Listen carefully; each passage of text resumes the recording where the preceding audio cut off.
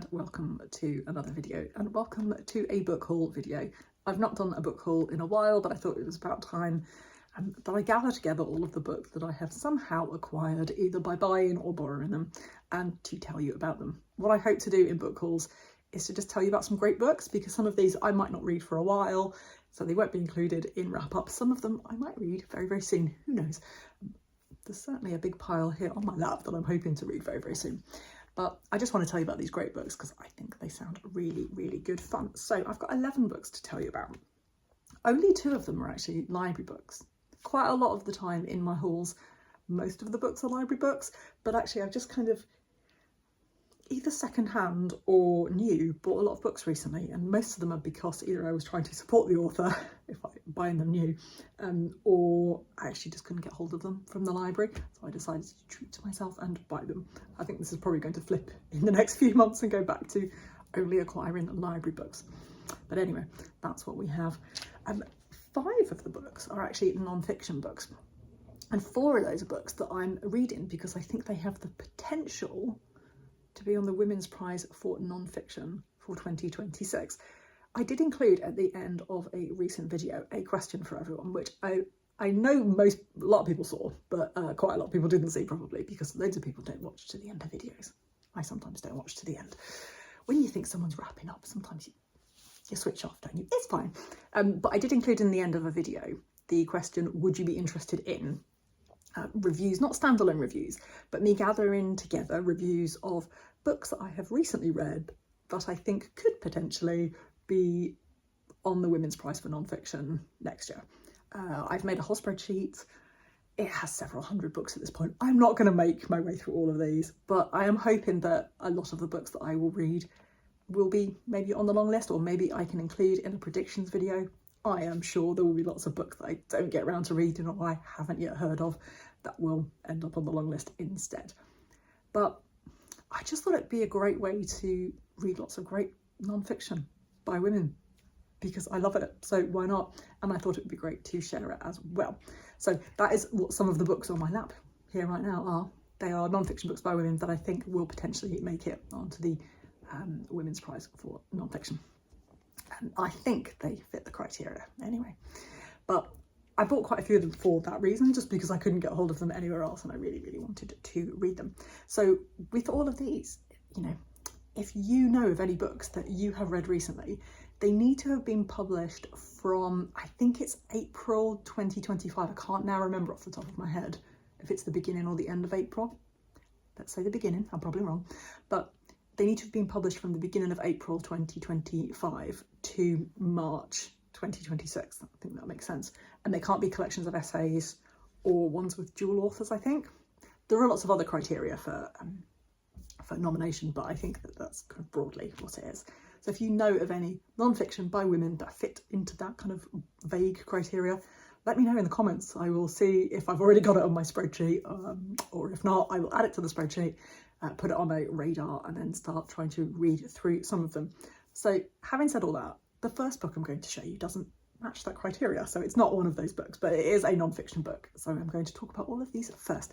So the first book I want to talk about is this one by Anne Morgan, and it is called Relearning to Read: Adventures in Not Knowing.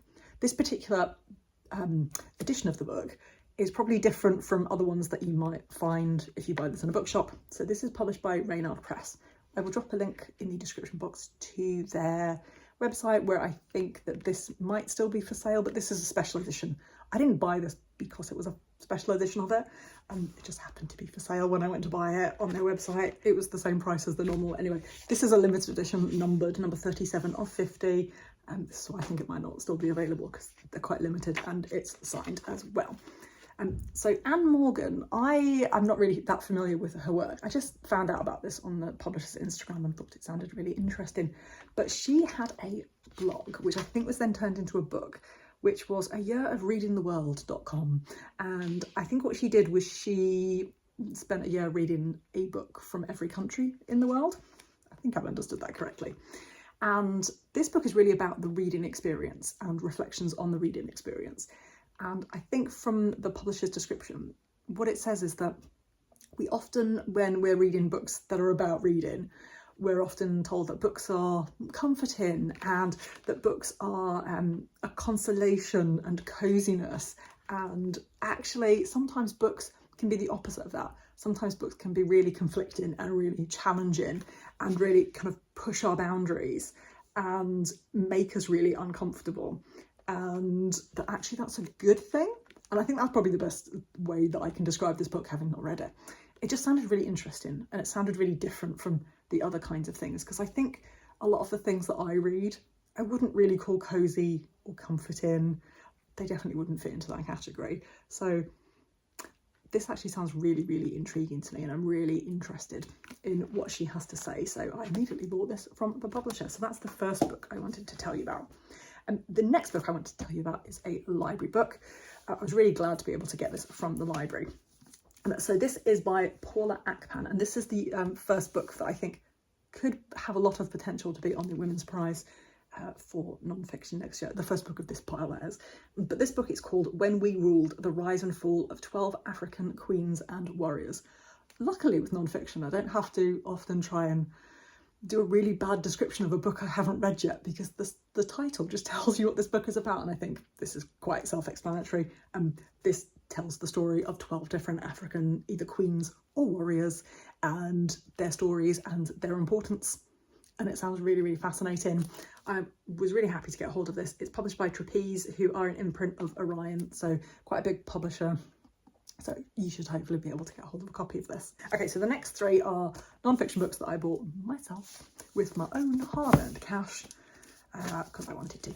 And the first book is by Breeze Barrington, and this is called The Graces: The Extraordinary Untold Lives of Women at the Restoration Court, and this is published by Bloomsbury.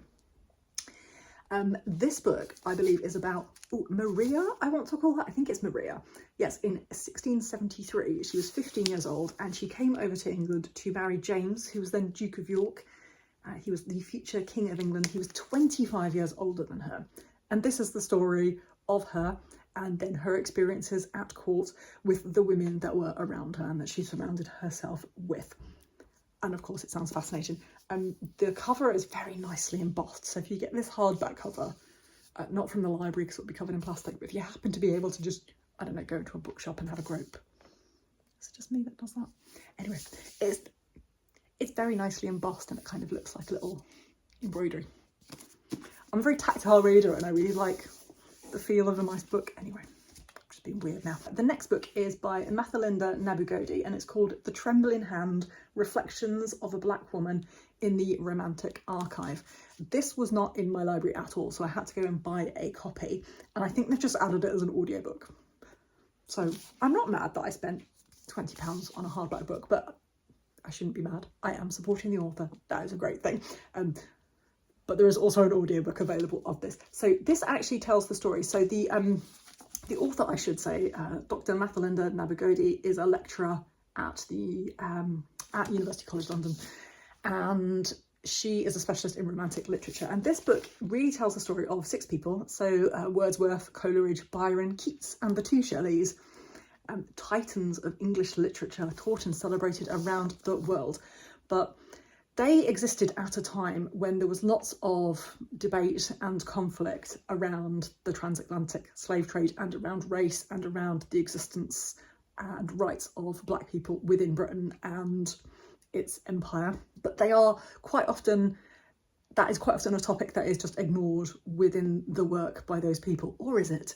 And I believe that this is one of those kind of books where it does talk about the history and it does talk about the literature, but where the author is very much inserting themselves into the story, because it is about her experiences of being in the archive and going through the archives and all of the kind of unpublished material of these 6 titans of romantic literature, and discovering things about them which reflect on those topics of race and colonialism and slavery.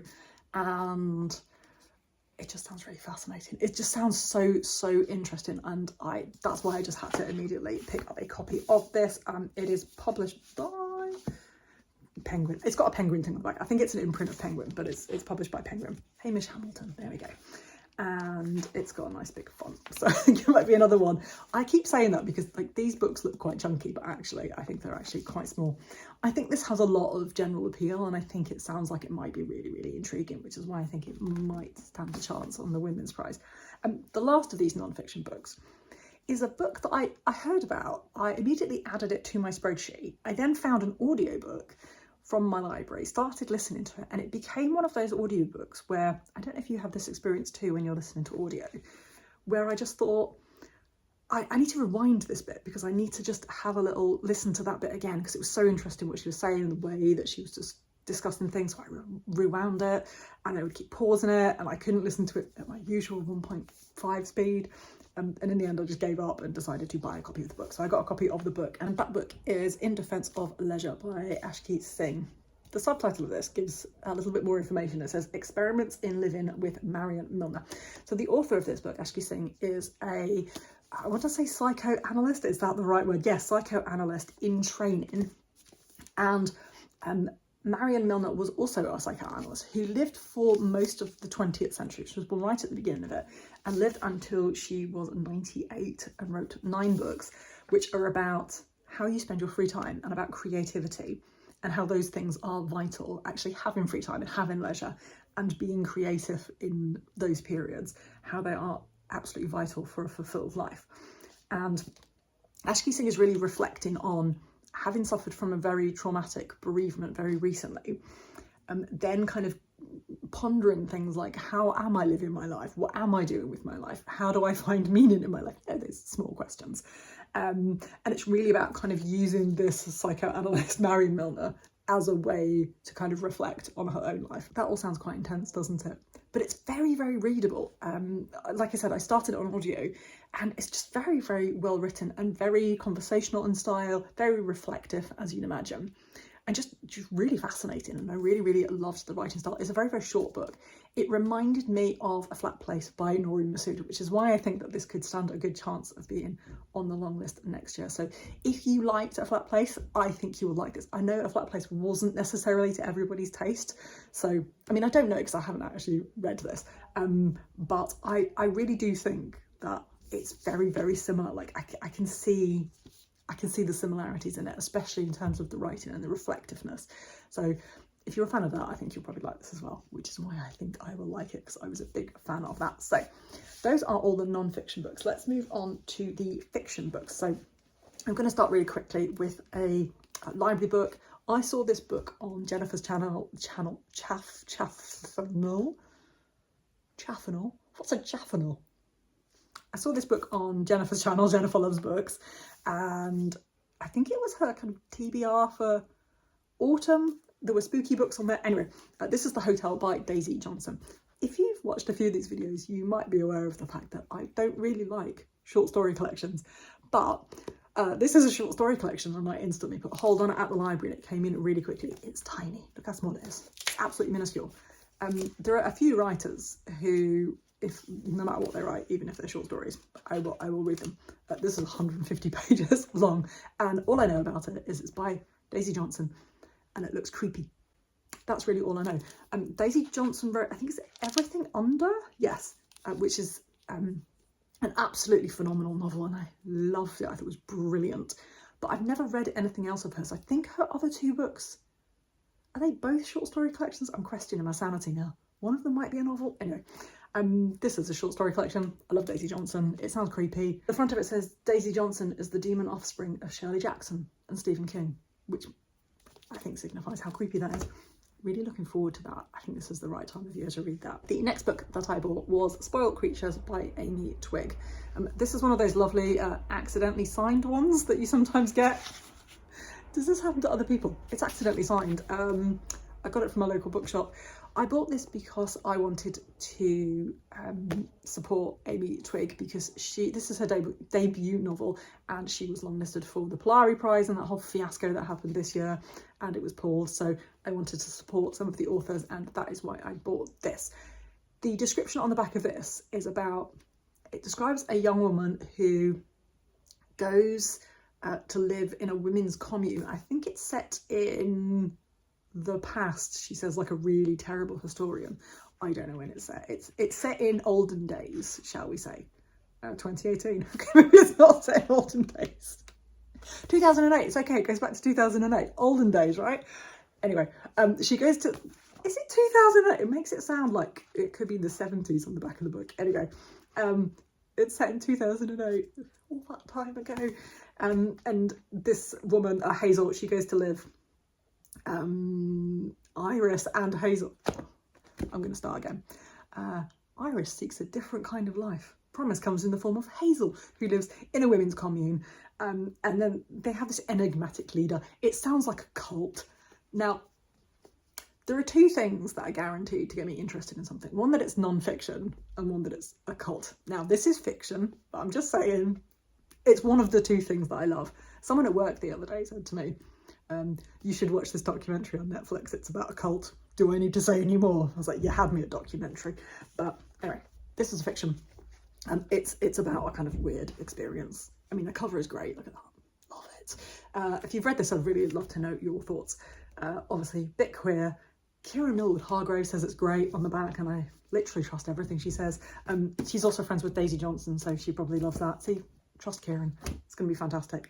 The next two, let's have a look, two books that I bought. I bought secondhand. I found them for a couple of pounds each in a charity shop. And the first one is Cuddy by Benjamin Myers. I know lots of people have read this, would love to know if you have and what you thought of it. I have never read anything by Benjamin Myers, but I've always wanted to.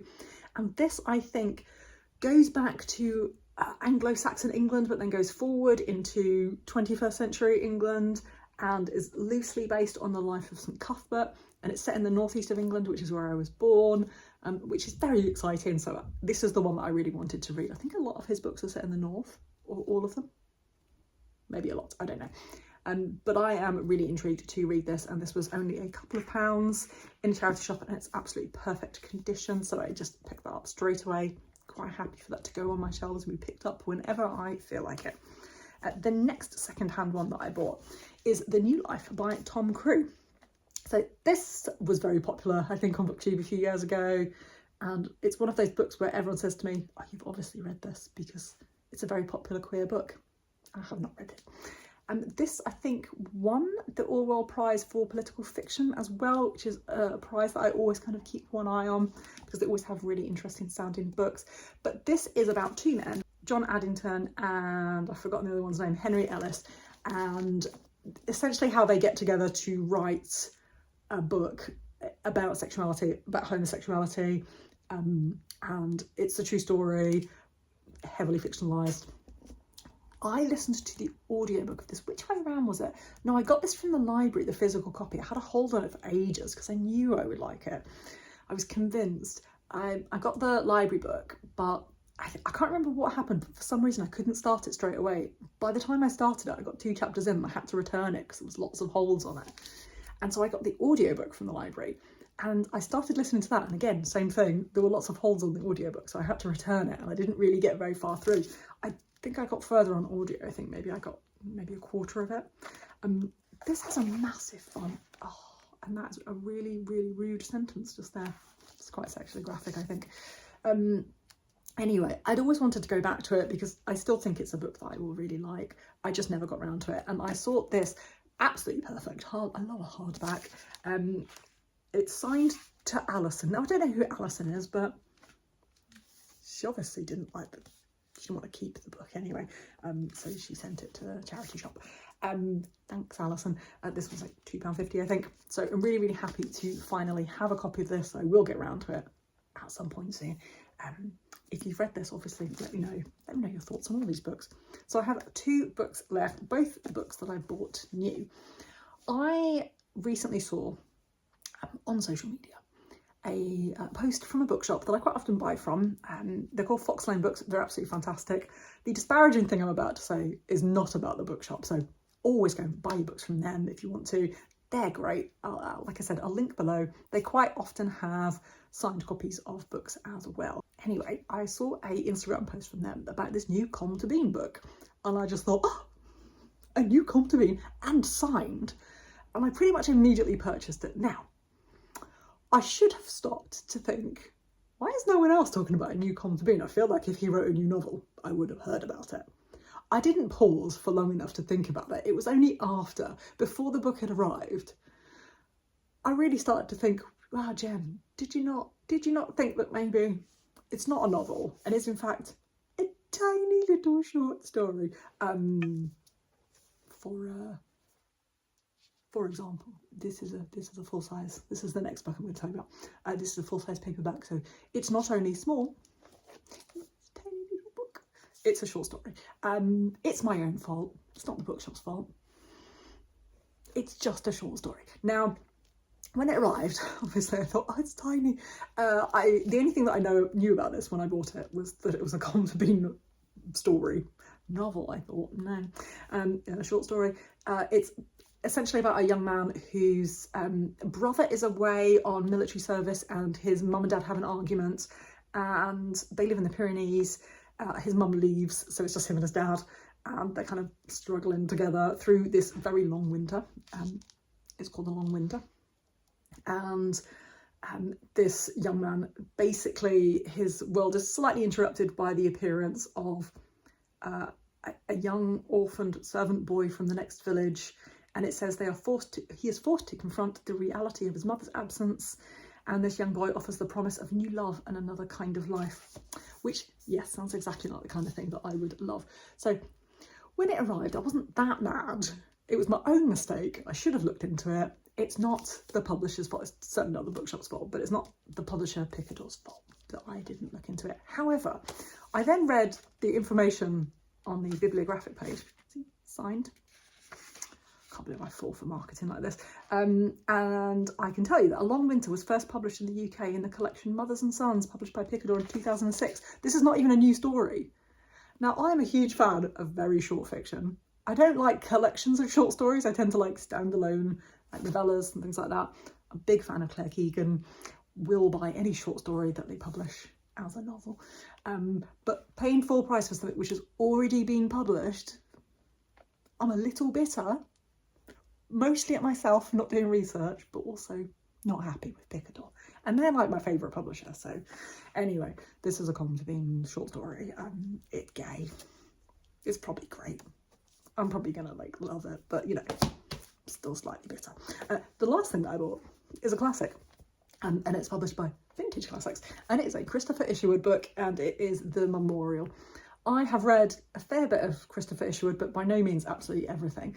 And I heard about this book because I actually heard about it whilst I was studying, and I was reading some stuff about Oscar Wilde, and then I was reading some stuff about E.M. Forster and his book Morris. Now, if you don't know, Morris was written by E.M. Forster in the 1920s, but it wasn't published until after his death in the 1970s, and that's what he wanted. He didn't want it published at the time because it is a queer novel with a very visibly queer novel, queer couple, and a happy ending, and he just thought no one will like this, so he didn't want it published during his lifetime. And the thing that I was reading was about how E.M. Forster had sent copies of Morris to lots of people, and one of those was Christopher Isherwood, and Isherwood had kind of said, I don't see why you can't just publish this, like just go ahead and publish it. Forster was having none of it, so Isherwood wrote not his own version. I don't think this is his own version of Morris, but basically he decided to write his queer novel and publish it at the time. So this book is set just after the First World War. It's about Eric, who is, it says, on the cusp of adulthood, and he is kind of torn between wanting to be like his father, who is this kind of heroic soldier during the war, achieved great things, made great sacrifices in a really quiet, British, understated way. He's kind of torn between that and really envying his father's, it says, roguish friend, Edward Blake. He survived the war, but then threw himself into gay life in Berlin. It has subtle wit, trademark irony, and it was Isherwood's second novel. And I think one of the reasons that this kind of came to my attention was not just because of that connection with Forster, but also because it was about kind of how the generation who weren't old enough to fight in the First World War, how they kind of saw people in the First World War and how they kind of looked back and saw their fathers and their fathers' friends and all those kinds of things. So that's why it came to my attention, because I'm studying that kind of thing and it sounded really, really interesting. So I would love to know if you have read this, and I would love to know your thoughts on this. I Can't remember when this was first published, so let me just have a quick look. This was first published in 1932, so I'm really intrigued to read about the history in this and representations of the war and the gayness, which I think is apparently in this book, but I could be totally wrong. So let me know in the comments if you have read this, and if you have read any of these books, obviously let me know your thoughts. I am really excited, especially for that non-fiction pile. So excited for some of those books. Let me know all of your thoughts on all of these books in the comments below. And until next time, thank you so much for watching.